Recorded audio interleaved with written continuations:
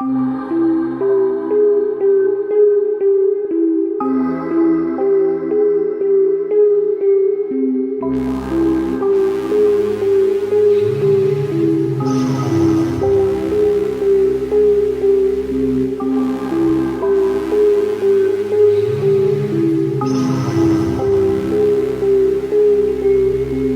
and welcome to Journey Through Sci-Fi. My name is James. My name is Matt. And today's episode is all about inventors and time machines. We've got a couple of great films for you this week. We're going to be looking at The Time Machine, aptly titled, from 1960.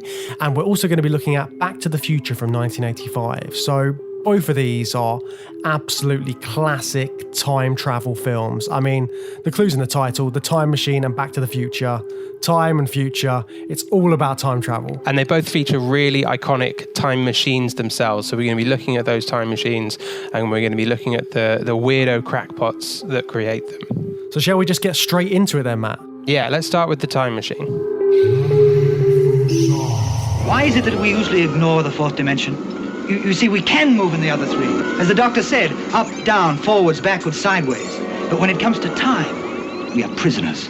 If that machine can do what you say it can, destroy it, George, before it destroys you. So The Time Machine is based on the novel by H.G. Wells, which is considered like the first proper time travel novel. Yeah, so last week we went way back to Connecticut Yankee in King Arthur's Court. I can't remember what year that came out, but it predated H.G. Wells' novel. But this is real, proper sci-fi time travel with a mad scientist creating a time machine. And I think it's kind of the first concept of a time machine itself. Instead of a bonk on the head or whatever happens in Connecticut Yankee, this is a scientist who develops a machine with the explicit purpose of, I want to travel through time in a vehicle that's purpose-built for that. But our inventor here is going in completely the other direction, isn't he? In Connecticut Yankee, Mark Twain wanted to have some fun with sending a modern-day character back into King Arthur's court and poke a little bit of fun at old-timey English stuff for a laugh. Here, our inventor is singularly interested in just going straight into the future, isn't he? Yeah, and that's the really interesting thing about this film and the novel is that he's not concerned with the past. He wants to go and see what the future is going to be like. And his main thing is he can go to the future and then find out how they're doing things and then take that back to his present. That's kind of the idea that he's got, because he feels like a bit like a man out of time, which is such a common thing you find in all these time travel films, is someone who doesn't feel comfortable in the time that they were born in. And that's exactly what George is saying at the start of the film, isn't he? Yeah, and specifically, there's lots of references in their conversation early on to the Boer War. He's a bit disgusted with all the warfare, and he sees mankind as on this unpleasant, violent trajectory. And he thinks that he's just going to whiz straight past that, and it's going to be all good news in the future, and it's going to be a lovely utopia. And that's where he sees himself. And that's really reflected in when he's having that conversation with his friends around the fireplace. They're all saying like, oh, so you can create a time machine. Are you creating like a special watch for the army? Is that what you're doing? Is it going to be military based? They go straight for that. And they also say, oh, if you've got a time travel machine, why don't you go and visit like the Romans and Julius Caesar and do things like that? They don't look at it in the same way that George is looking at it. George has a completely different spin on it. Yeah, and the other thing they throw in there is the inherent value of it. Who wants this? Who's going to pay for it? And what will they pay for it? It was a bit on the nose because none of them were like, whoa, you can travel through time. They were straight on top of the, yeah, but what's the dollar value on this? What's the pound value? Which is exactly the kind of world that George wants to just skip on out of, isn't it? And just move straight past. He hopes things will be different in the future. Yeah, and in this sort of like this intro scene, everything's time-based, isn't it? The opening image of the film is just loads of clocks and hourglasses. There's loads of clocks chiming and sounds of ticking and all that kind of stuff. And it's really cementing this idea about time to start off with. And then George goes into his description about time. And I found that really interesting, the way that he describes time travel and the way that he gets his friends to understand about it. So how did you find that whole bit? I really liked it. It was really plain English in a way that has aged incredibly well, right? He was talking about the 3 dimensions. They then ask one of the characters to explain what the 3 dimensions are, which was maybe too on the nose, but it was nice and simple. They explain what the 3 dimensions are, and then they just say that the 4th dimension is this theoretical idea of just another plane of existence, another dimension that we can move through. The thing I liked the most was when George was saying, we don't really think about it, and we don't really think about traveling through it, and we are prisoners to it because we have no control over it. And if you have, if you can get that control, then you're no longer bound by this 4th dimension, and you can just become a traveler like any other and just experience it as a bit of a tourist, really, like what we were looking at last week. Yeah, and it was interesting seeing how his friends tried to understand that idea but couldn't quite get their heads around it at the same time, because they were like, he's got a miniature version of the time machine which he uses to demonstrate how it would work. And it's amazing, this little tiny miniature version, and he makes it go into the future, and then there's no proof of it at that point. And all of his friends are like, well, if it's occupying the same space as George is saying, then how come it's not there? Is it invisible? They can't get their heads around the fact that it's gone into the future. It's still there, but it's in a different time period. Yeah, they were starting to wind me up a little bit by the end of that conversation, because they just kept on. One of them in particular, the doctor friend, I don't know if he got named or not, but he just couldn't get past this idea of, well, if the space is here, then it must be here. And it was just, by the end of the conversation, I was like, right, you pipe down. He's already explained it's not here yet anymore. Just shut up. And be impressed that he's made a tiny little sled disappear. At least you've seen that happen. That was impressive. And it's that idea of the sort of the mad inventor, this guy which has a crazy idea which nobody believes in. They're all sort of no, this is this can't be real. You're just sort of fantasizing about this idea. Yet all of the evidence kind of almost proves that it could potentially be real, but they all refuse to admit that it could even be a possibility. And they don't get bogged down in how he's done it either. And I don't know if that's an H.G. Wells thing where there wasn't much enough technology to base something off of. For example, later we'll get on to the DeLorean and the actual kind of mechanics of what's inside there, whether that makes any sense or not. But they don't get into any of that. It looks a bit like a sled. It's got a big wheel on the back. And he just says that he has figured out how to travel through the 4th dimension. This is the thing that does it. I also quite like the fact that he'd done that, which is this mind-blowing achievement. And he had also done a tiny little one first. He'd figured out how to create an incredibly small time machine, as well as creating a time machine, and that's the first thing he's achieved. And they put the little cigar in it to be in place of a little pilot. I just thought it was really cute. I like the little miniature time machine. I want one on my bookshelf or something. Yeah, it's like a proper little fanboy item that you'd love to have, isn't it? It's one of those kind of things. I don't know if they sell them anywhere, but I'm definitely going to look at that after this. But yeah, it's even in the ultimate fanboy thing was in Big Bang Theory, where they had that episode where they had an entire replica of it. Oh, do they? Have you seen that episode?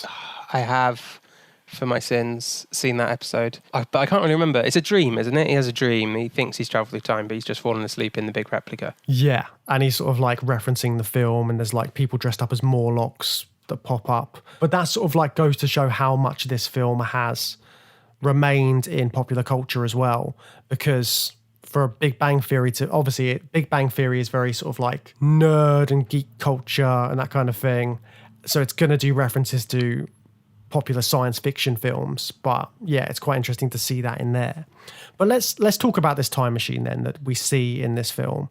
So apparently George Powell based it, like you said, he based it on a sled. Because that was one of his favourite childhood pastimes, going around on a sled. And the idea is it kind of slides through time is one of the ways that he's described it, which I quite liked because the whole sled image. But yeah, it's it could have been any kind of vehicle, especially being made in the 60s. But I suppose you've got to think what it would have looked like in 1899, where the film's set. what would they have had access to? Could it have been like a carriage? But then for them, carriages were only drawn by horses. So yeah. So what did you think about the way it looks first off? I think it looks pretty strange to the modern eye. And now you're describing it like a sled and all of that. I do get it. But like my only real reference point for sleds is like Citizen Kane, only from like old films. I didn't have a sled when I was a kid. And certainly I wouldn't have had like one of those old timey wooden ones with the metal frame. And it's an archaic image of itself, but it works well to the favor of the film because it makes it its own thing and it makes it a very iconic image. It also to me looks like half sled and half like one of those boats you get in like swamps in America that's powered by an enormous fan on the back. You know what I mean? Or are they hovercraft? Yeah, they're like hovercrafts, aren't they? It looks like one of them. So it just kind of looks cool. It looks like its own weird hybrid thing that doesn't exist in the real world, but it's very distinct and it's a unique design. So it works really well to create an iconic time machine that people on a sitcom are going to reference 50, 60 years later. The exact time machine that carried actor Rod Taylor from Victorian England into the post-apocalyptic future, where society had splintered into two factions, the subterranean Morlocks, who survived by feasting on the flesh of the gentle surface-dwelling Eloi. Talk about your chick magnets. Anytime you think of like future technology, you think of like flashing lights and buttons and things. It's got that whole bit on the dashboard, doesn't it? It's got so it's like red, amber and green, which seems like which you see in Back to the Future again, which we'll reference later. But that idea is sort of like the pushing of the buttons and that kind of thing. It's simpler in this because the whole mechanism is just a lever, and they make it very simple that if you move the lever forward, you go forward in time. If you move it back, you go backwards in time. Love that design. Just crank it forward to go forward, crank it back to go back. It doesn't need to be any more complicated than that. That's how a time machine should work. And I love it when he's trying to figure it out. And then the way that they show time passing is really clever as well. Because none of this sort of like imagery is in the novel, from what I understand. I have read the novel like years and years ago. I did an English paper on it back when I was doing my GCSEs. So way back when now. But I don't think any of this stuff about like seeing how things progress are in the original book, because if you think about it, the original book wouldn't have had the kind of like foresight that is in the film, because the film goes on a special trajectory, doesn't it, through time? Yeah, and I thought that was really interesting. I've never seen this film before, and I'd never read the book either. But I had a basic grasp of the plot, the Morlocks Eloi thing, because it's been, stuff like Big Bang Theory, The Simpsons, like it's in pop culture. I've seen it covered elsewhere. But I was thinking when the film started, like it was interesting that they hadn't updated it to like a 1960s setting, because we're looking at the time it was made, we're looking at an inventor 60 years in the past who's invented a time machine. Would this have been weird to audiences then? I was trying to think, well, what's the equivalent? That would be like, it would be like an inventor in the 1950s making a time machine, which of course would be great, and I'd love that, and that could work really well. So I kind of got over it, and I stopped thinking about it. But then when he starts to go forward in time, you realise that they have updated it, because the first destination he goes to, which isn't in the book, is 1917. And it's obviously like he's had this speech about how he wants to get away from all the warfare, and he wants to go to a nice, happy future. And you're like, oh, mate, you're in for a big disappointment here, pal. But that was an interesting way of playing around with like traveling back in time and forward in time, because for the audiences, we now get to have a bit of fun. Not fun, because it's really grim and depressing, but we get the visual spectacle of traveling in time cinematically to 1917 to 1944 or whatever it is, and then to the near future, 1966, and then the far future, which is what the book does, and we get back on track to what H.G. Wells was doing. But we do weave about through time, even though the characters are chronologically just moving straight forward and then straight back to the starting point. The one of the major ways that they show this is they first off, when George is using the machine, you see things like the candle go down and go back up again when he's trying to work it out. And you see the snail suddenly going really fast, because obviously that's like the perfect example, because snails are slow. And then suddenly it's going really fast because they're moving forward in time. But the mannequin really struck me as well, because we talked about, when we were talking about Bill and Ted, we were talking about sort of like the fashion element to it and sort of how that differs. But different styles of fashion are a good sort of like signposters to different periods of time, because seeing even in that space from sort of like 1917 to 1966, you see like he's looking specifically at women's fashion and the way it's gone from sort of long dresses to shorter things, and just the difference in how people are dressed is quite interesting, isn't it? Because it's one of the simpler ways of looking at the future, but it's so instantly identifiable. Yeah, fashion in particular over the last 100 and a bit years is like really closely anchored to a decade. You can put an outfit on screen and it does evoke roughly a decade, or within 20 or 30-ish years, or a generation. So it's a nice little visual trick that they do there. And he even comments on it. Well, he something about this mannequin. He like feels empathy towards the mannequin because it's just like static as the world rapidly changes around it and doesn't age. Because he feels the same as the mannequin, because he's in exactly the same position in his time machine. I began to grow very fond of that mannequin. Maybe because, like me, she didn't age. So when he's going forward in time, he goes to 1917, sort of the end of the Great War, and he also goes to 1940 with World War II and the bombings. But he does meet one of the other characters as well. So he meets James Philby, who is David Philby, his friend's son, and he looks exactly like him. And again, this is another thing in time travel films where your ancestors look like you. And this is sort of like this must be one of the first instances where that's a proper thing in cinema, because they make that very clear, don't they? Yeah, having the actors play multi-generational characters, which obviously they use to great effect in the third Back to the Future film in particular, but they have a bit of fun with it I think they do it in the second one as well, don't they? But it's become a trope, hasn't it? And this is a very early and well-used example in the Time Machine, because they just do it with the one character, don't they? Yeah, but they do it so with James Philby as well. They show him in the 60s as well, don't they? So you see him as an old man, and then you've got that reference back. So you see, like, they could have just had David Philby, but because of the way that they're jumping in time, they get to see a younger version of him,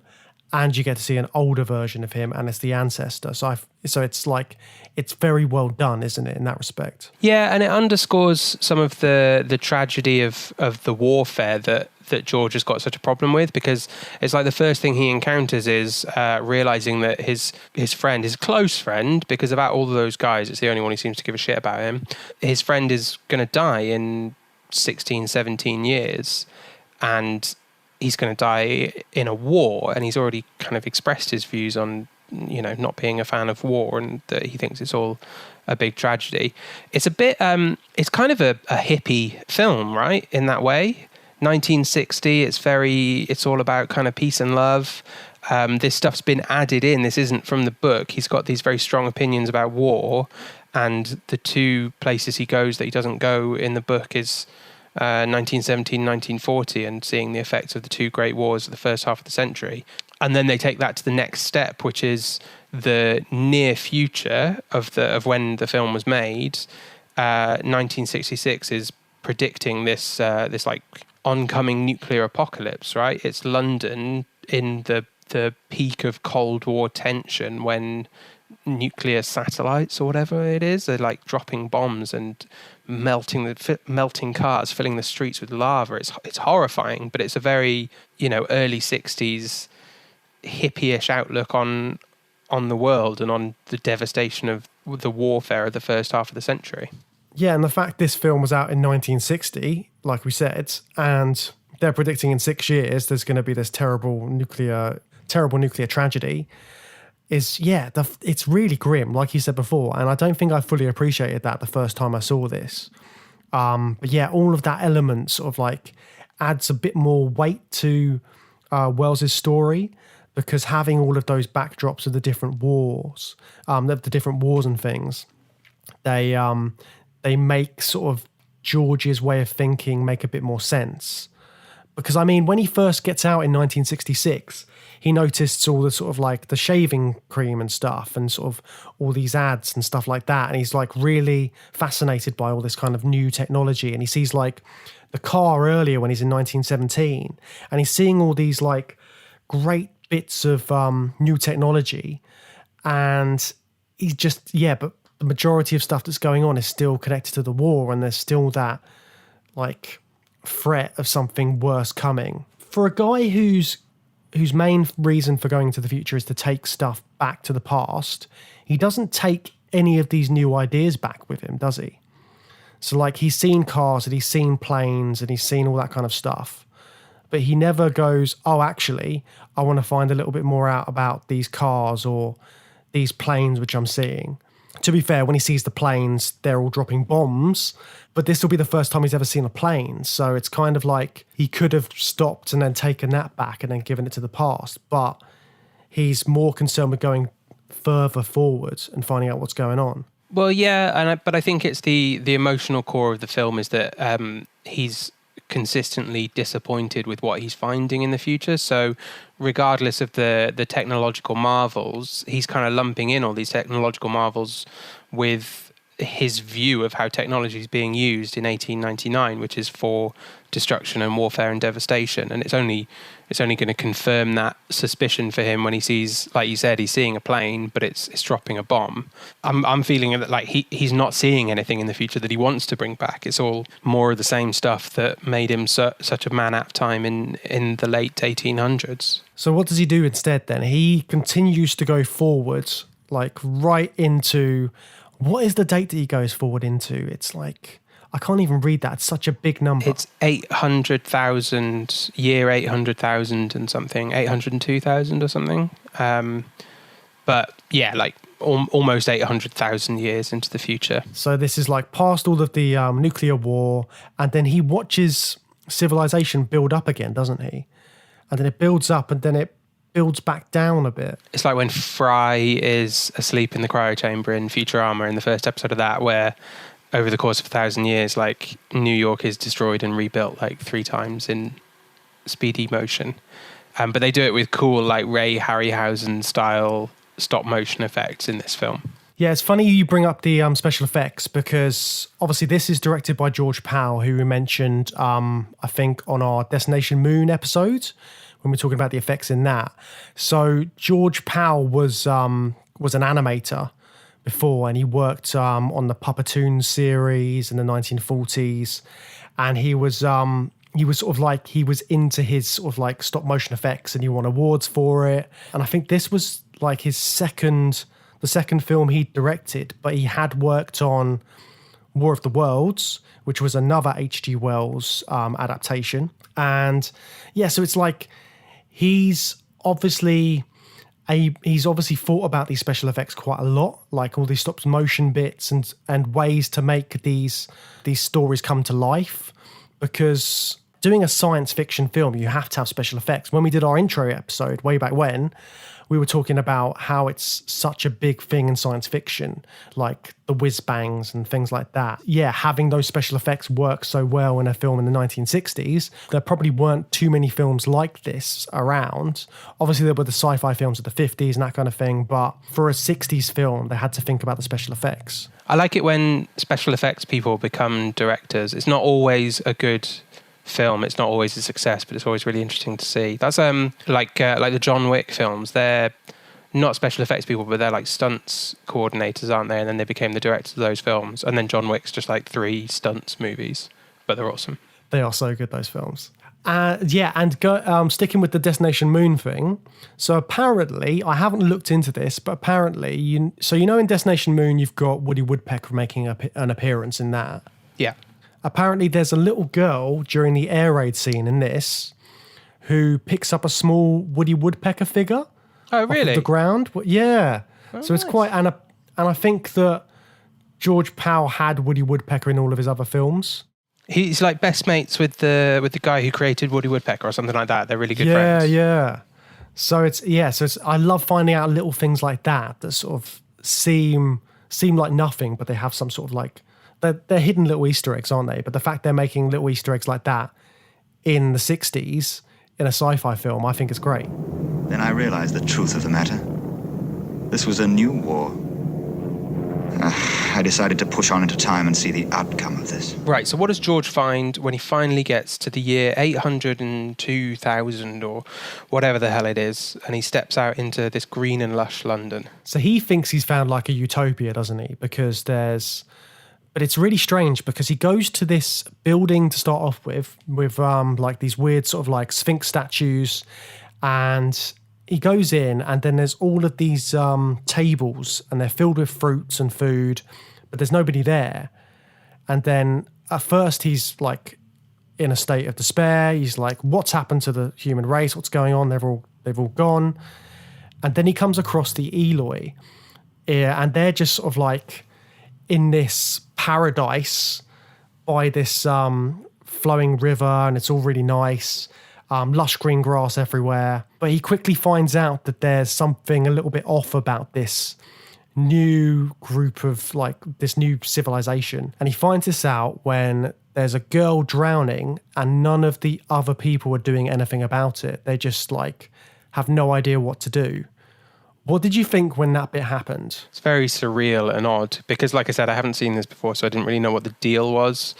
I knew the Morlocks were coming, so I knew there was going to be some underground bad guys, but I didn't really know what the deal was with the Eloi, or Elois, well, whatever they're called. You're right, though, they are creepy in and of themselves. They look like the Hitler Youth, they look like the Children of the Corn, they look like something not right about them, just visually. But the thing that tips the scales for George is one of them's just drowning in a river.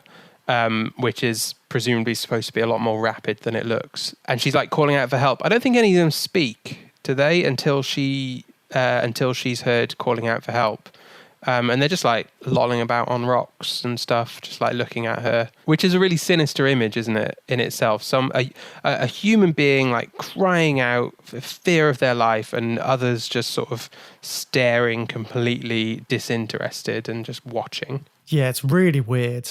And so then he rescues this woman whose name is Weena, which was a bit strange as well. And he starts to find out more about this group called the Eloi. And he asks them things like, what about your books and stuff like that? And like, what's happened to everybody else? And they show him these books and they're all crumbling to dust because they haven't done anything with them. They haven't tried to protect them. And this really angers him, doesn't it? Because they haven't tried to preserve any of the knowledge which they've built up over thousands of years. But he also, like, when he comes across those books and the books are just like crumbling into dust in his hands, he comes to the conclusion basically that it was all the warfare that he's already seen in the other three periods has just continued throughout time and led to the destruction of everything, and then all that's left are these kind of dummies just sitting around who can't read books. I don't know, that seemed like a bit of a big leap, right? Because, I mean, you know, I know that the film's trying to make a point about war, ultimately, but it's been 800,000 years, George. A lot of other things could have happened that has brought the world to this point, right? That's a real long time. You went 17 years, 20 more years, 30 more years, 800,000 years. Like, you can't... It's a little bit harder to draw a straight line from what you've seen to where you are now. You know what I mean? Yeah, because he hasn't seen any of the other bits after, like, humanity rebuilt itself, has he? He doesn't know any of the other bits. But he just assumes it's going to be war again, which, I mean, it does turn out that it's been war, doesn't it? Because they have another nuclear war from the sounds of it. Because he finds out more about the history of stuff when he uses the rings. Do you remember the talking rings? Oh, of course. Sorry, my bad. He does get some evidence about what's gone on. What do the rings say? The rings just basically tell a short story of nuclear war. Yeah, it's like in two little snapshot speeches. And yeah, that's when it explains that the Eloi were the people which decided to live on the ground after all these nuclear wars. And then the Morlocks were the people which decided to live underground. And they've gone through different genetic changes, haven't they? Yeah, so how do we get from the choice to live above ground or below ground to the Morlocks kind of basically enslaving the Eloi as like cattle to be eaten? As in, how did they get to that point? How did their thought pattern go? Or I mean, what's the development? What's the plot explanation of why the Morlocks turn into like terrifying kind of monsters, and the Eloi just went kind of brain dead, and then the Morlocks started farming them? I don't understand the narrative there. Well, I suppose like generations of humanity must have had to live on the surface in order to build up enough resistance to whatever was going on. And then during that time, people which were down underground, the Morlocks, they wouldn't have had that kind of like change in genetics in the same way, because I'd imagine that lots of people died on the surface, whereas the Morlocks would have just kept on passing stuff down and telling people about stuff, because that's why they've got machinery and things like that. They've kept up with knowledge, whereas the people above kind of had to give all that up because they were just trying to survive on the surface. That's kind of like how it went in my head. But I mean, still, like, the fact it led them to cannibalism and enslaving the people which were above, it's all kind of like, it's all part of this dystopian society that they've kind of created. And I think they kind of like, most societies have like a ruling class and a lower class, but this is just taken to the extreme in this future prediction, isn't it? Yeah, and it's interesting. It's interesting you mentioned the machines that the Morlocks have got, because I'd forgotten that actually. They do still have machinery down there, despite their sort of seeming lack of any intelligence. They've kept up a sense of industrialization, and it's interesting then which side George takes then, because we kind of know a bit about what his opinion of industrialization is, and he just thinks it does lead to violence and warfare, and that has been boiled down to quite a simple formula between the Morlock and the Eli. You've got your people who went underground to hold on to industry, and your sweet, simple morons on the surface who just want to like eat fruit or whatever, and don't have any access to technology. But he's kind of like, I don't know, George, it doesn't seem to resolve that inner tension, because he is an inventor and a scientist. He wouldn't be able to do this without a love of technology and science and a passion for that. But he also hates it, and he doesn't want to be caught up in and become one of these scientists that makes weapons for the government or whatever. He wants to stick to his ideals. But then he gets annoyed at the Eloi for rejecting all of that and rejecting the books that would allow them to keep the knowledge. I think he wants to have his cake and eat it too, right? He's come to the conclusion that technology and industry is only able to lead to warfare, and he hates that, so he rejects that. But he's also mad at the people who have rejected technology and it's led them to become stupid. But then when it comes down to it towards the end of the film, is he puts it down to the fact that they haven't got empathy to a degree, because he says, so they are just sort of like, the Eloi are just mindless morons. They're like naive children, is a nicer way of putting it. Yeah, sorry, it is, yeah. But so they're allowing themselves to be enslaved, and that's because they don't feel enough compassion to each other in order to save the rest of their race every time they're being led off into slaughter. So it's only when they show that sort of like, he calls it the spirit of self-sacrifice. It's that moment where one of the Eloi decides to fight back, having seen George fight against the Morlocks. And it's from, like, there's that moment where he makes the fist and he sort of like goes, right, I'm going to fight back against this.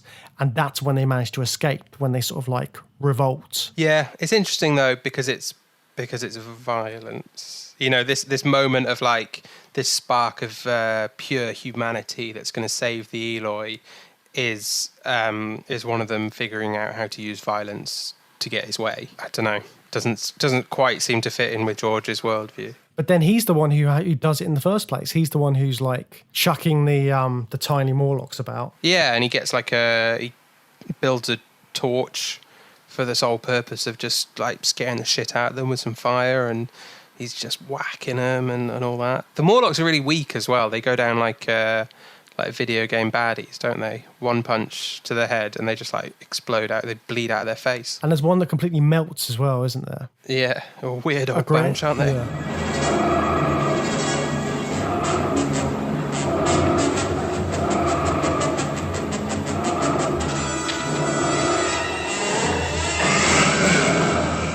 Yeah, so he has a lovely time in the future. Well, almost a lovely time. And then he ends up getting trapped and then decides he has to go back to the past. So he goes back to his present. Yeah, but first he goes like even further into the future. And is that when he gets trapped in a cave, or does he get trapped in a cave in the middle? No, he gets trapped in a cave here, doesn't he? Like he gets back in his time machine, goes forward, but the Morlocks collapse a whole mountain on his head or something, and he's got to go like millions of years into the future just to escape the mountain. I quite like that. He goes the wrong way by accident, and then he's got to like crank his lever back the other way, like, and then go back in time. The lever's great, isn't it? The lever's like early steampunk, isn't it? Because it's like you said, it's got the kind of flashing lights and dials to make it look modern and futuristic, but the crank mechanism itself is like what you'd have on a steamboat to accelerate that. So it's got a bit of an early steampunk vibe to it. And it's got like a big old crystal as well, sort of like just for no apparent reason, just to make it look cool. Time crystal. But he goes back to his own time, and then we get back to the start of the film, don't we? Because the film started with him bursting in late to his own dinner party, all like ragged clothes and covered in filth, and he's got this crazy story to tell. And again, that was really good use of the time devices in the plot, because it starts in a future bit and then it goes back and then it goes forward into the future and then it goes back again at this point. All over the place time travel wise, but it works. When he goes back, I found it interesting that there's no sort of like paradoxes or anything, and everything seems to work as if he always went back and he'd always gone. So the thing which made me think about this is, so when he sees James Philby, David Philby's son, he says, Dad kept the place because he always thought you might come back and it was just in case. So him going back at this point doesn't affect the timeline that he went forward in. Right, because he will need a place to come back to. So in the plot of the film, he's going to come back temporarily, talk to David Philby, and then disappear again, and Philby goes back and his friend's disappeared. So that's what then leads him to do the thing that his son has explained to George in the future, which is keep the estate for as long as possible. So George has got this like base of operations in the future, which is what happens. It's very neat in that way, isn't it? Yeah. I was going to say that it's more, it's future. He only travels forward in time, so it's safe from paradoxes, because the future could just change if his past changed. But I suppose you're right, because there becomes a problem with George's linear experience of 1917 and 1940. It would create a paradox if things were changed and then George lived to the year 1917 and his house wasn't there, but he'd already experienced that it was there, blah, blah, blah. I don't know. Kind of starts to fry your brain a little bit when you get into that, doesn't it? I was going the wrong way. Back. I had to go back.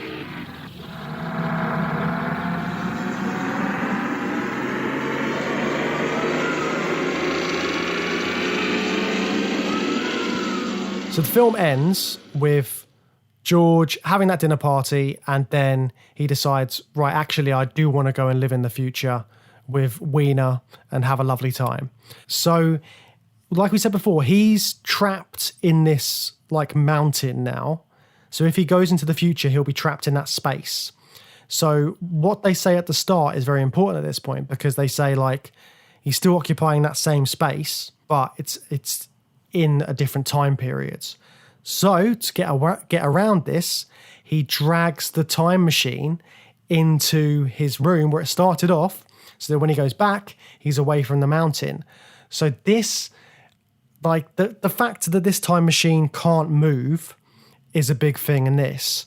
So if we move forward in time to the 80s and look at our next film, Back to the Future, we've suddenly got a time machine with wheels, which makes all the difference. Yeah, let's get some wheels on that sled and some wing doors. Now I need your help to get back to the year 1985. I finally invent something that works! You must not see anybody or talk to anybody. Anything you do could have serious repercussions on future events. Do you understand? Yeah, well, I might have sort of bumped into my parents.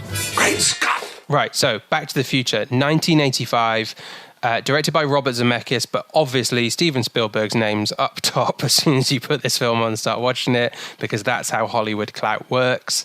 Absolute classic time travel childhood movie. We both talked about this and how important this film was when we were growing up. For me, Bill and Ted was a bigger film, but I'm not taking anything away from Back to the Future. It's an absolute stonker of a film. It's so good. And I think growing up, I always thought it was Steven Spielberg who'd made it, like who'd directed it. It wasn't until I got older that I realised it was Robert Zemeckis, who was brilliant. We talked about him before in the podcast when we looked at Contact. It's probably the most current time travel film that has been like the most iconic, because everything makes a reference to Back to the Future when it comes to time travel. It's sort of like the benchmark. I mean, we talk about the time machine as like the first film version of a time machine and how that sort of like set up the rules to start off with. But I think Back to the Future just took it to a whole other level, didn't it? And it made time travel this popular genre all of a sudden, because I think there were so many films that were off of the back of this because it's such a tight film. Everything about it's well thought out. I think it just opened up a realm of possibilities when it came to time travel. Yeah, it's perfectly plotted. So I'm going to stand my ground on the whole Bill and Ted thing, in that I think Bill and Ted is just a much, much funnier film, because even watching this back, there's a few laughs in Back to the Future, but it's much more focused on being kind of a perfectly written adventure movie. I think people remember it as a comedy because, you know, it is funny, it's got laughs. Christopher Lloyd is hilarious in it, but it's not like a full-on comedy film in the way that Bill and Ted is. And I think that's why Bill and Ted really like stuck in my memory and my soul. I just enjoyed the humor of it. And it's interesting to, like, we always bring up Bill and Ted when we talk about Back to the Future, because they sort of like, they've got certain things which could have made them even more similar. Because when we talked about Bill and Ted in the last episode, we talked about how it was almost a van that the time machine was in that. So in Back to the Future, it was almost a fridge. So it was like a time chamber, which was made out of a fridge initially. Oh, right. They decided not to do that because they were worried that kids would just start shutting themselves in fridges. Oh, yeah, I've heard this. Yeah, so it could have been really dangerous. Because old American fridges with like the door handle door had a latch on them, didn't they? So like a door, like the door to your house kind of thing. And it had no handle on the inside, and if you got stuck inside, you would just suffocate, I guess. So that's why a phone box works well in Bill and Ted, and that's why they shifted things into this to be of course, the iconic DeLorean. Yeah, and you've got at the core of it, you've got slacker teenager high school students who stumble into the world of time travel, and they're kind of guided by an older, more sensible, Doc Brown is not that sensible, but more sensible figure who can explain the rules, explain the technology insofar as the technology needs to be explained to a 17-year-old. They're keeping a hand on the tiller with the time travel stuff, and the young, relatable to audiences kid is kind of having all the fun and the adventures with the time machine.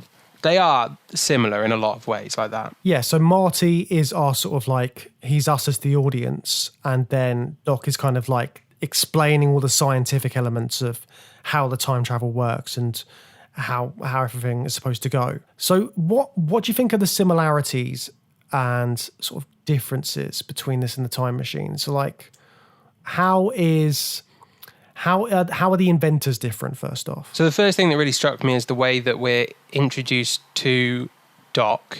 He's not actually in the opening scene. Marty goes to his house and he's not there, but we really get a lot of Doc Brown on the screen by having the camera just, it's all one take, I think, just tracking through his house and just looking at all his stuff, which is a great cinematic technique.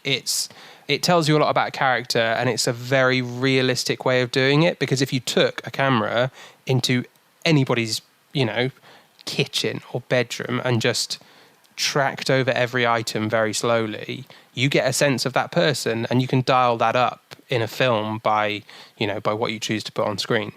And the first thing is a load of ticking clocks, just like the start of Time Machine. You've got this messy guy who has filled his space with clocks, but then they ramp that up one more in introducing Doc Brown's space by putting all his other inventions in there. Doc Brown is so much more than a time machine obsessed inventor. He's got all these mad gadgets. He's got like little things, a automatic timed dog can opener, toaster that's just perpetually burning toast on a cycle. We're learning about the type of mad scientist inventor he is without ever needing to see Christopher Lloyd burst through the door like Kramer with his hair all crazy and like spooked out by something. Yeah, because he's got crackpot ideas, and that's really sort of like cemented in this intro bit, because yeah, like you said, the fact you see one of his inventions, which is like supposed to be dispensing the dog food, and it just keeps going again and again, and everything kind of looks like it works, but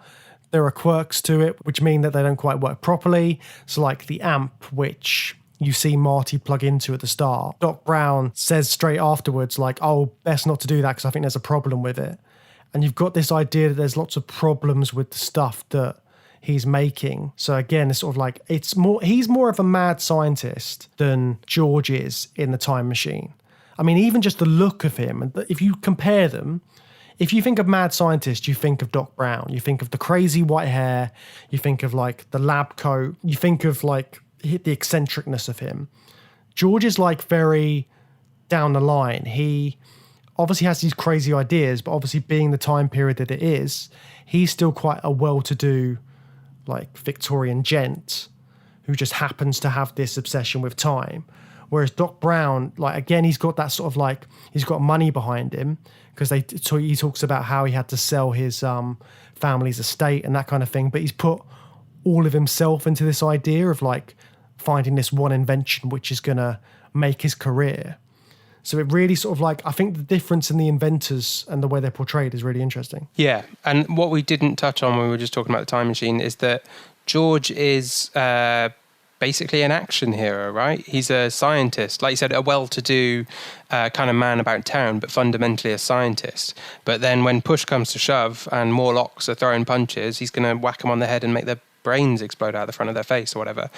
He's a man of action, whereas Doc Brown, like you said, he's what you think of when you think of a mad scientist. I think it's very much based on the kind of public image and public myth of Albert Einstein, right? He's got grey hair that's all sticking out and he's balding. And, the whole, I don't know how true it is, all the stuff about Einstein couldn't tie his shoelaces and I think he couldn't read until whatever age, blah, blah, blah. Like this idea that you can be insanely smart in one really focused area, namely physics, in the case of these two characters, real and fictional, but you're completely inept at everything else. In Doc Brown's case, it's making crappy inventions, but he's a kind of a social misfit and he's an outcast and people think he's a weirdo, and it's never explained why Marty is even friends with him. Yeah, that's a bit weird. He's a 17-year-old high school student and he's hanging out with this older guy who's just a bit mad. Yeah, his best friend is like a 70-year-old reclusive man. It's odd. It's not right.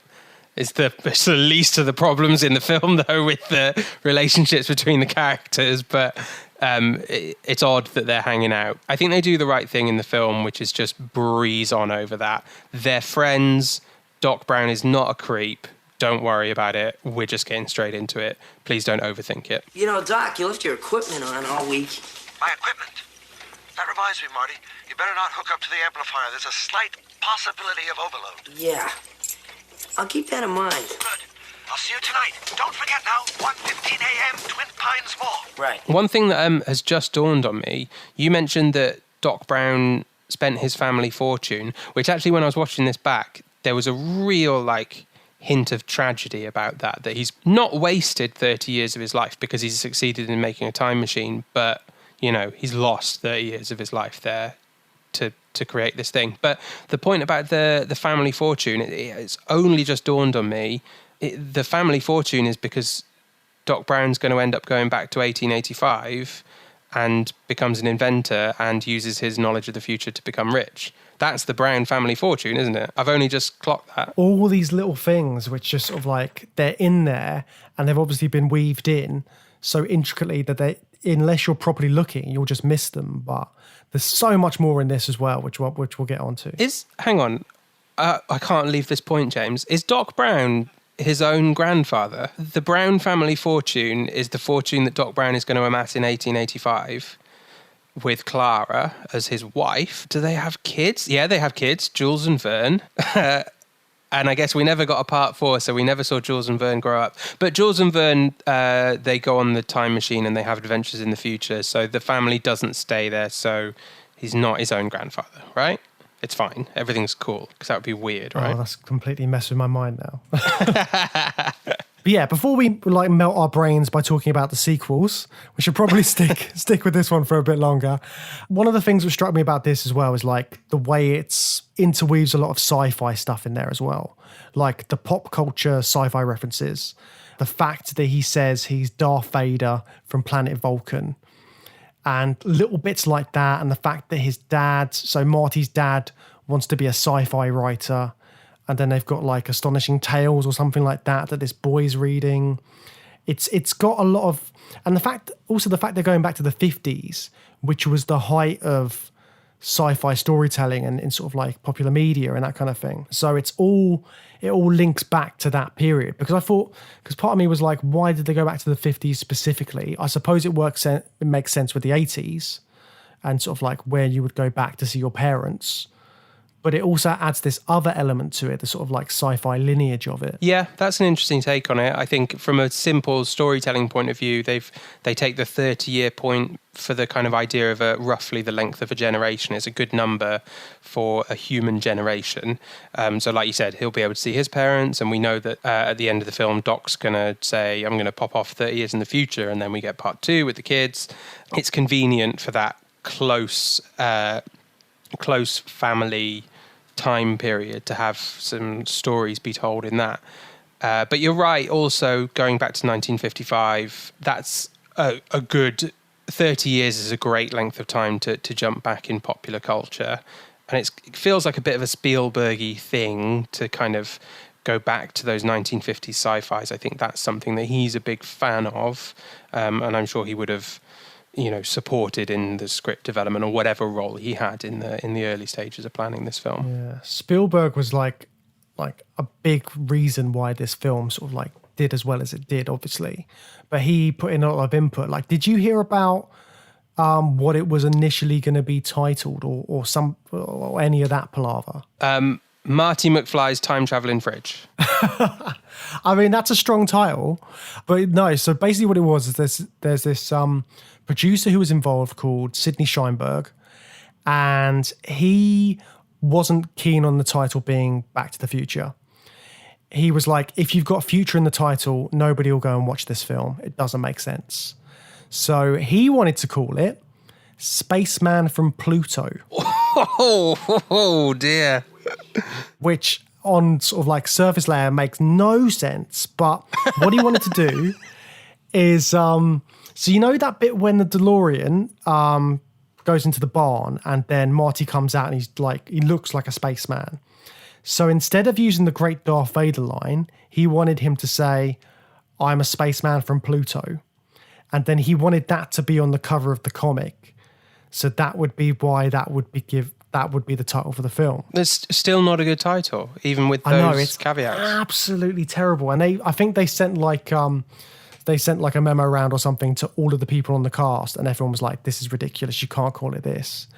And then in the end, Spielberg sort of like went in and said like, I think we should call it Back to the Future. And then, yeah, they managed to get rid of that other title. But can you imagine what would have happened to this film if it had been called Spaceman from Pluto? Deary me. That's clout, isn't it? That's why you want to be friends with someone like Spielberg. You say, Stephen, he's trying to call it Spaceman from Pluto. Can you please, can you drop by the set and just say who you are and sort this out, please? Have a little word, please. When you started saying that, I was thinking like, well, where's he going with this? Because I genuinely don't think Back to the Future is a very good title. It's iconic now because the film's iconic, but I think just taken out of context, I don't think Back to the Future is a brilliant title for a film. But I guess now you've said that, given what they were working with, I mean, it seems a lot better. Silence, Earthling! My name is Darth Vader.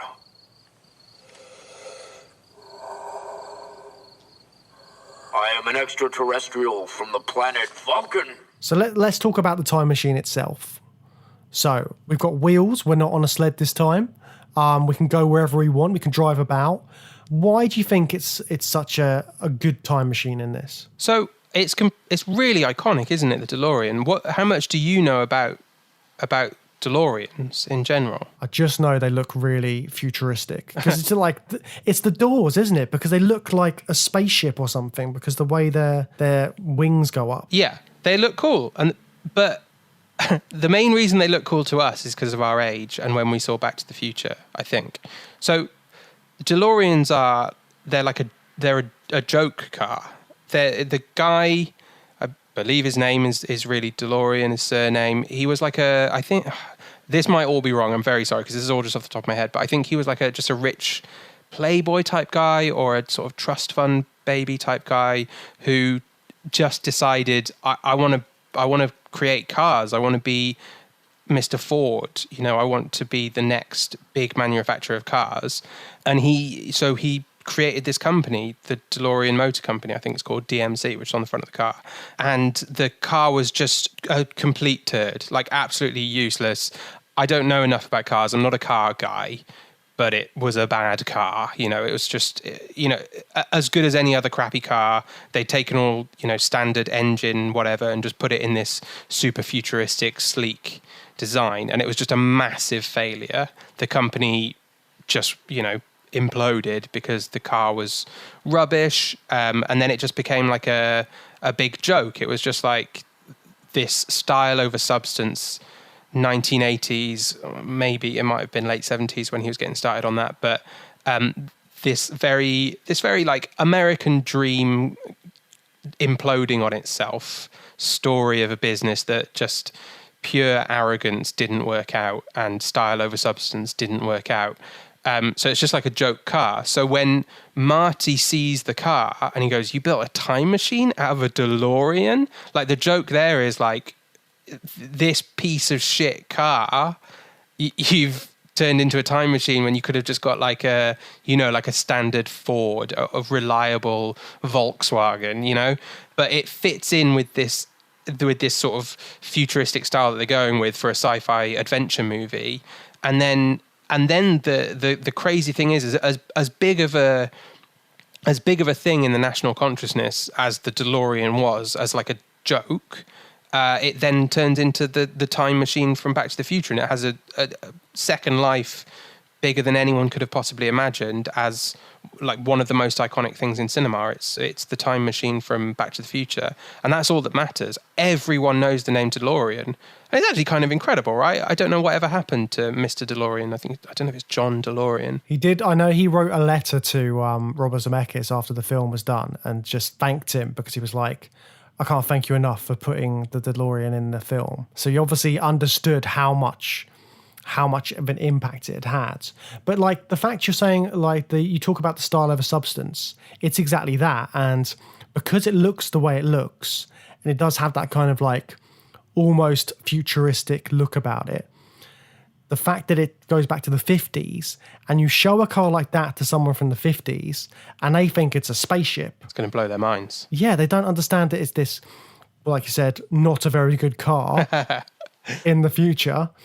Yeah, so it's like it's got that extra layer to it, doesn't it? Because something which we think is like, oh, a piece of rubbish. Like if you had a pair of headphones which you never use anymore and you showed them to someone in the past, they would think they're the best thing ever.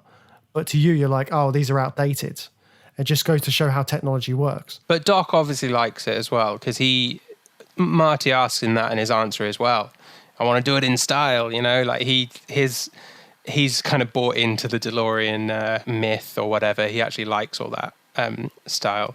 And again, it's because maybe that's just because he's a bit of a social misfit and a bit of an outcast, and he's not the kind of guy who's going to have his finger on the pulse of 1985 popular culture. He wouldn't know that the DeLorean Motor Company went defunct a few years before he even made his time machine. He's wearing Nikes though. Is he? Cool. I think that comes down more to the fact that everyone's wearing Nikes and drinking Pepsi in this film. There's lots of advertising in this. Did you hear about the thing with raisins? There was the California Raisin Company. I saw them on a bench, but I don't know any of the behind the scenes stuff. So they put money into the film apparently, and they were supposed to get lots of advertising bits. But the only bit they get, because they cut them eating them at one point because they said it looked rubbish on camera. So they've only got that one bit on the bench, but they were supposed to have lots of different advert bits in, but they had to cut all of that. Raisins are not a cinematic food, are they? Yeah, they're not going to look good on camera, are they? You know how Brad Pitt's famous for he's always eating in his films because he looks really cool when he's eating. I don't think Brad Pitt could make eating raisins on screen look cool. They look like rabbit poo. Let's be honest. Yeah, it's not a good picture, is it? It's better off without having to worry about all the aggravation and headaches of playing at that dance. You're absolutely right, Mike. The last thing you need is headaches.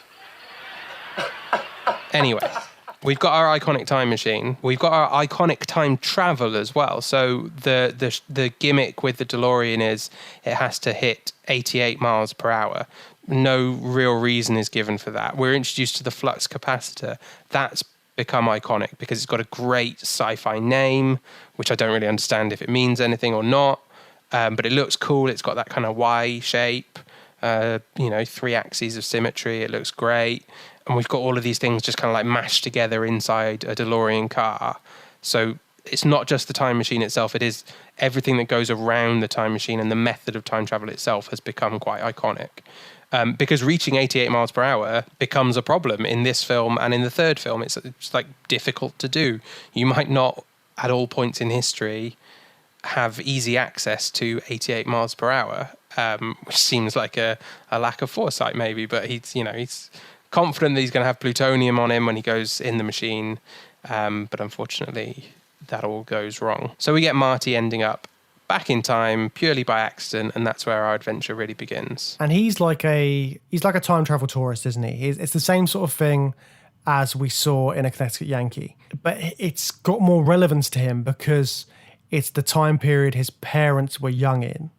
So it's this whole idea of seeing what your parents were like when they were your age. There's lots of precursor to this, like when you meet his parents in sort of like the present day 80s. They talk about how, I never did anything like that when I was young. His mum in particular says like she was a very good girl. And you find out that she's not that kind of girl when he goes back. And there's things like, so this is when all sort of like the interesting time stuff happens. So I think this is one of the first instances where sort of like time paradoxes and stuff like that really comes into sort of like mainstream, like into a mainstream film. Yeah, we touched on the grandfather paradox in our last episode. I don't think we actually explained it. I'm sure most of our listeners know what it is, but in short, it's the idea that if you travel back in time and killed your grandfather or did something that caused your grandfather's death, then your grandfather would not be able to have children, and you would not be born, and then you would cease to exist, and then you would have been unable to go back in time to kill your own grandfather, and it would either the whole thing would just cancel out, or the universe will explode or something because you've created that paradox. And that's the fundamental idea that drives the plot in Back to the Future, right? Because he's landed in 1955, which is a key moment in Doc's personal history. But it's only a key moment in Doc's personal history because Marty goes back to it. And in Marty's personal history, it's around the time where his parents are going to meet, and then later they'll go to a dance together, they'll fall in love, they're going to have kids, they're going to have him. And his presence there puts that at risk. And it's specifically a grandfather paradox, isn't it? Because his grandfather knocks over his dad, and that's how his dad met his mum.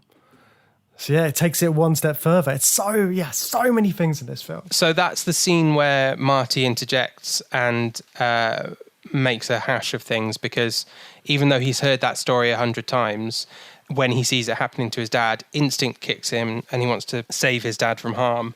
Now, you could argue that there's a little bit of instinctual awareness of the grandfather paradox, in that he is thinking, if my dad is killed by a car, then I won't exist. But I don't think that's what they're trying to show in Marty. I think it's a much more simple, that's my dad. I recognize him as my dad. I don't want my dad to come to harm. On a much more simple, no time travel going through his brain at that point. But it inadvertently causes the paradox, because that car accident, like you said, is how George is introduced to Lorraine originally. And she gets this weird... What does Doc call it about, like, nurses falling in love with their patients? It's Nightingale syndrome. Oh yeah, sure, yeah. That's what she's going to experience for George, but instead she gets those feelings for Marty, which is gross and weird for us. Very Oedipus, or what do they say in Bill and Ted's? Minor edible complex is what Bill's got, but that's his stepmother. This is leagues stranger.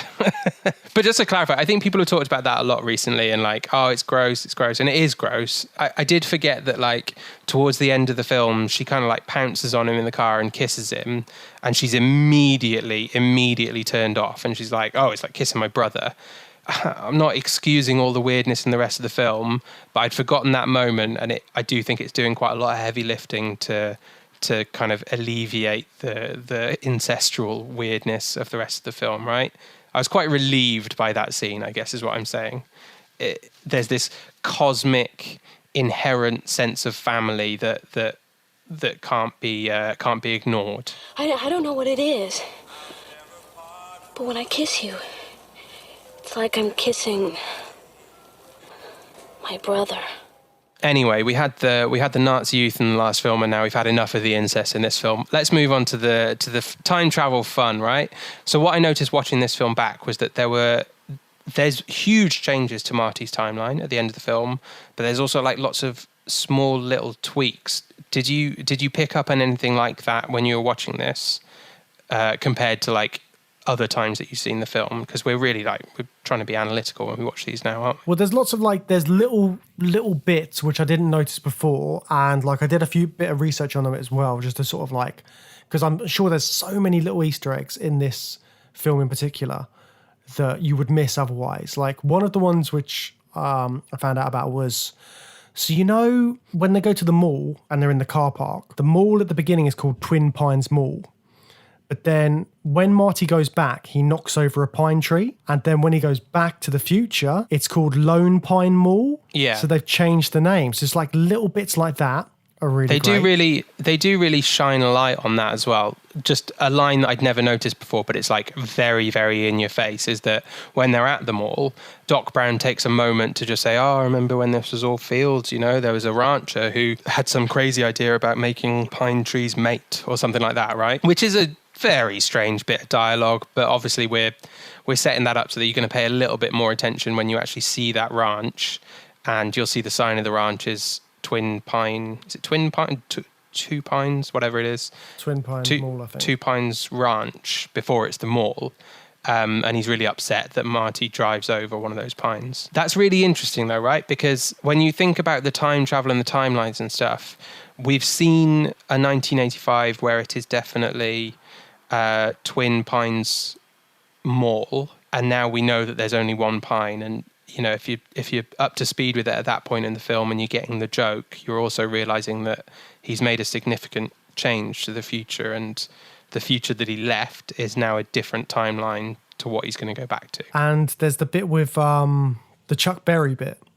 So it's like, I forget what his name is, but it's Chuck Berry's cousin or something like that. Marvin Berry.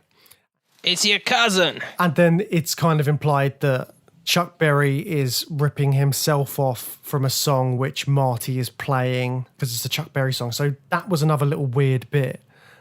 But they're very clever with it as well, because then you kind of like go around in circles. Like, did Chuck Berry ever write that song, or was it always Marty and he was always listening to himself? Well, Chuck Berry wrote lots of other songs. If you want to just like put your mind at ease there about Chuck Berry's talent, Chuck Berry hearing 10 seconds of Johnny Be Good over a phone would not be enough to. He then wouldn't be able to write Chuck Berry's entire discography from that. I would argue Chuck Berry's talent underwrites all of that paradox. And then obviously you've got the main paradoxes as well, haven't you? Because we're shown all of Marty's family and how they are at the start, and they are completely different by the end of it. There's a big change in sort of like how they are, and the way that sort of comes about is how Marty meeting his dad in the past has changed his dad's character. So how did you feel about all that sort of element of it? I felt very weird, to be honest, James. I think, and I want to get on with Back to the Future Part 2 as soon as I can, and we're going to cover that later in the series. So I know I will have a chance to watch it quite soon. But I don't think any of these films deal with the absolute trauma of like your entire family changing overnight and being fundamentally different people, right? So the point in the film is that Marty and his family didn't exactly have the best life, and his dad was still like kind of basically being bullied by Biff, and it was all a bit miserable. But who amongst us has the perfect life, right? And would we want the family that we know and love to just completely change into a different one overnight? It's a horrible thing to think about, but we never get into it. Yeah, they're like completely different people by the time you see them at the end, aren't they? Like, and that sort of comes down to that moment where George throws the punch at Biff. That's the big moment. And that is exactly what happens in the time machine. So I noticed that comparison. So like George properly, there's a shot where he's like making a fist, and it's almost exactly the same as the one you see in the time machine. And again, it's this kind of like spirit of self-sacrifice. So he's willing to go up against Biff to try and save Marty's mum. Yeah, the shot's framed very similarly to the time machine. I'm not sure about this self-sacrifice thing, though. I think the way I see it is it's more like it's a very American thing. It's an aggressive, self-assertive, not afraid to swing a fist and get things done. And that's what the people like. And that's what is good and cool about humanity. And it works for the Eloy. And George Wells likes it. And then in Back to the Future, it's what Lorraine falls in love with, right? So in the original timeline, she gets Nightingale syndrome or Nightingale, whatever it is, and falls in love with George because he's this pathetic baby bird that she nurses back to health. Marty, mostly inadvertently, clumsily, creates a new timeline where what she falls in love with in George is this big, strong, tough guy who is not afraid to punch a bully. And I'm not saying that's bad. I mean, you should stand up to bullies and, violence has a place and all of that, but it's to me it seems very American that's the thing that saves the day in both of these films. Also, Biff is about to rape her, so it's like he can see. You should absolutely punch a rapist. Don't get me wrong. I don't want to be on the wrong side of this conversation, but you're saying like it's the fact that it's like it's the fact that it's glorifying a violent act, or it's just sort of like this idea of strength being the attractive quality, whereas but it's sort of like the weakness that was the attractive quality before led to a bad life for George and his family, whereas he can rewrite or history can be rewritten in his favor as the strong man, the victor of the fight. Yeah, it's interesting that sort of like that weird that comparison to it. So it's like it's not just strength though, it's like confidence as well, because he has the confidence to like some other guy goes to dance with Lorraine and he sort of says, no, actually I'm dancing with her. And this is something you never would have done before. But again, it's kind of like he pushes the other person away. So he's kind of got this bravado about himself now. He's assertive now.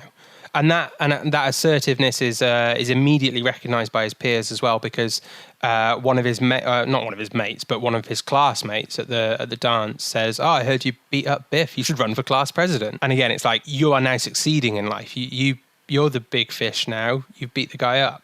Good for you. You'll go on to have a good life.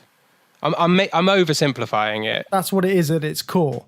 And he sort of like switched his perspective. So he's no longer playing the victim all the time.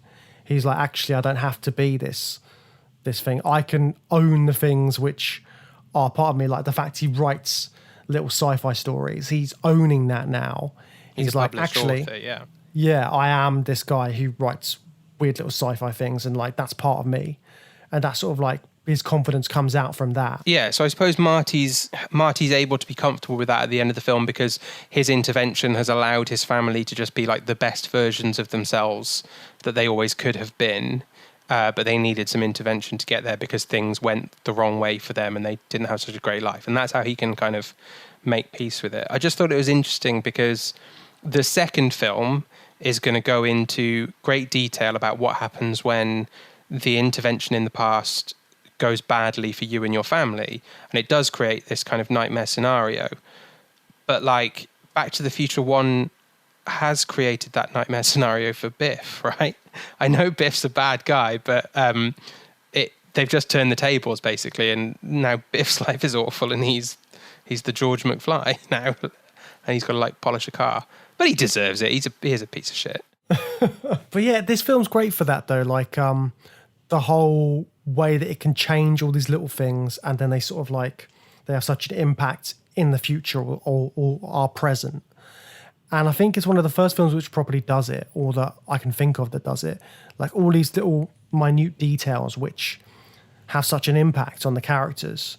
And like I said, it is disconcerting for Marty because for him, everybody's sort of like the best version of themselves. So is it kind of like saying that he's already the best version of himself? That's interesting. Yeah, that's really interesting. But he's removed from the effects of the timeline, right? He's got this time travel privilege, which is that this is kind of unspoken in the film, but I guess what you can infer from that is that when you're the time traveler creating the interventions, he then becomes a bit of a paradox. But I guess the question is, to Marty's family, when he shows up at the end of the film, he wakes up at the end of the film, is he behaving strangely?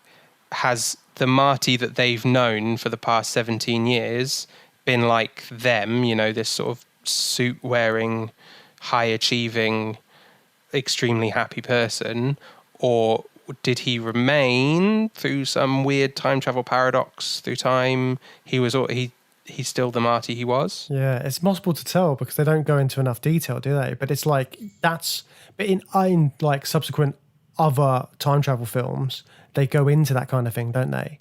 Sort of like when you're that different to the rest of your family, when they have changed and you don't notice the difference because you've got this like time travel privilege, like this extra knowledge.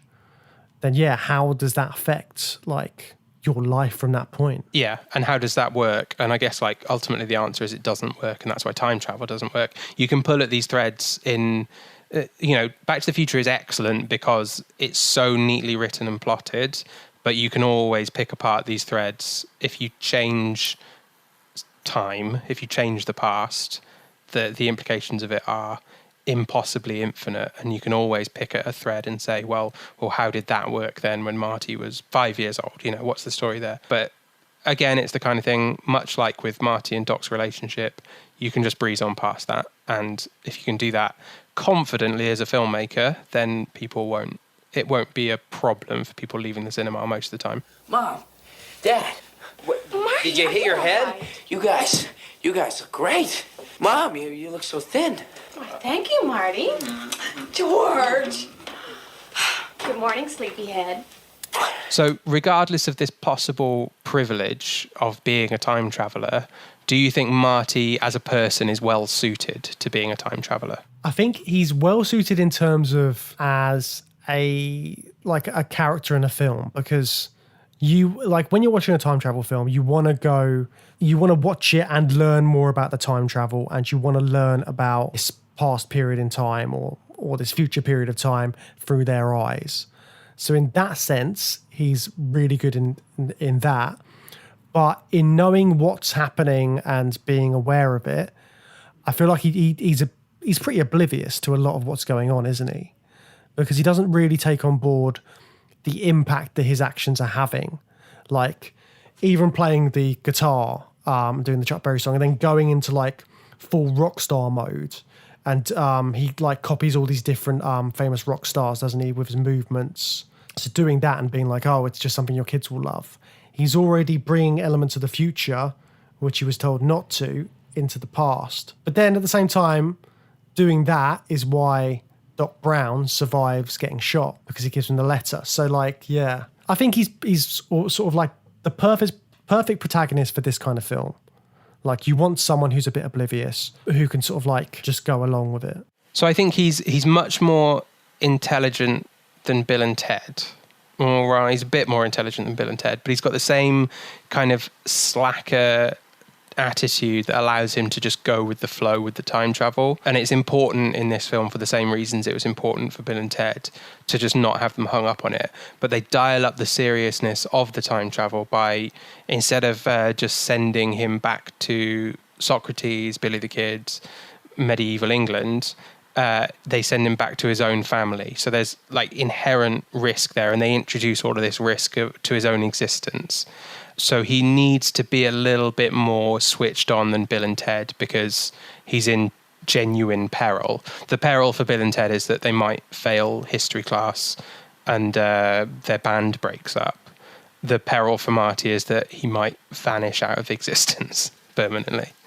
So yeah, he has to be a little bit more switched on than them, but he's still got that kind of laid back attitude that's necessary. There's also a similar kind of, there's a similar sense of like real-time impacts to what he's doing, because they introduce the rules of time travel that they use in this film are the picture of his family that's fading away. It's not tied to any event in the present like Ted's watch is, that's ticking on to the time when they have to present their history presentation, but his brothers and sisters and himself are fading out of existence, and we don't know what the time frame is on that, but it's coming at the end of the movie. It's going to happen unless he solves things. And he's also got to get to the clock tower at that time in order to power up the DeLorean. So again, you've got that sense of jeopardy, and I think you need that sense of jeopardy, because if not, you've got a time machine and you can just do whatever you want. You need it in a film sense as well. Like you said, you have a time machine, you can do whatever you want. I think they do that really well in Bill and Ted by just delaying the need to do whatever they need to do until after the events of the film.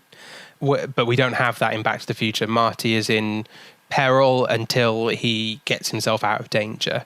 And that drives the whole plot of the film, and the film wouldn't work without that. So I think it's necessary that he's got this looming fading out of existence driving him forward. Yeah, because it's the double jeopardy, isn't it? Because the fact he's messed up his timeline, so he needs to save himself from fading out of existence, but he also needs to get back to his timeline and his like present, so he needs to power up the DeLorean at the right time, and the only way to do that is to be at the clock tower at that exact moment. So it really piles it on, and then again it carries on doing it. Like when you think the lightning, they're going to miss the lightning bolt, and there's all these little bits which just really ramp up the tension. And he's not fading out of existence at that point, because he still comes to exist. It just might be that his natural life is then spent in the 1950s and 60s and he can't get back. It's also, from a film point of view, it's the reason why Marty infuriatingly only gives himself 10 minutes to save the Doc when he changes the time on the dial and travels back to the future. I was watching the film and I was a bit like, come on, Marty, you've got a time machine. You've said to yourself that you've got a time machine. And then he goes, 10 minutes ought to do it, to save my best friend from being shot to death by terrorists. Come on, Martin. Just in a rush, isn't he? It's just in a rush, and it drives the tension, and it's fun, and it's good, and it's great. And the doc opened the letter anyway, so it doesn't matter. And again, they use all these things like at the start of the film where they say like, you've got no future and you are a slacker. So like, where are you going in life? What are you going to do with your life? Like, your parents haven't done everything they could have. And is that kind of like making him realize about where he's going? Is that kind of like another element in there? What, you mean Marty kind of stopping being a slacker? Yeah, because obviously he's a lovable slacker, but that's kind of the thing that's getting him into trouble at the moment. Yeah, I mean, we don't really... Do we ever go back to his like school life in the sequels? He's just constantly on time travel adventures in these films. We don't really see if he's grown as a character. Again, that's one of the things that I love about Bill and Ted, to come back to that, is at the end of the film, they've genuinely learnt about history and they're capable of articulating it on stage, and it's very sweet and simple, and they've learnt a lesson and they've developed the characters. Does Marty ever become not a slacker?